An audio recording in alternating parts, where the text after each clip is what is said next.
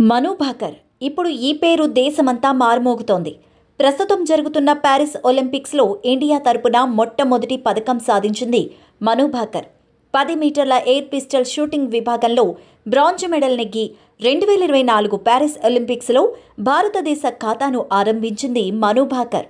గతంలో 2020 టోక్యో ఒలింపిక్స్లో కూడా మను భాకర్ గేమ్ చివరిలో పిస్టల్ మొరాయించి పథకాన్ని కోల్పోవడం జరిగింది. అప్పటి నుంచి కఠోర శ్రమతో, పట్టుదలతో నేటి ప్యారిస్ ఒలింపిక్స్లో పథకం నెగ్గడం విశేషం. అందున ఎయిర్ పిస్టల్ షూటింగ్ విభాగంలో పథకం నెగ్గిన మొదటి మహిళగా రికార్డు నెలకొల్పింది మను భాకర్.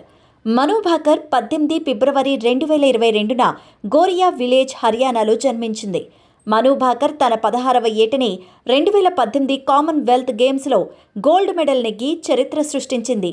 2022 ఆసియన్ గేమ్స్ 25 మీటర్ల విభాగంలో గోల్డ్ మెడల్, 2022 కైరోలో జరిగిన వరల్డ్ ఛాంపియన్షిప్లో సిల్వర్, 2023 బాకులో జరిగిన వరల్డ్ ఛాంపియన్షిప్లో గోల్డ్ మెడల్ నెగ్గిన సంగతి తెలిసిందే.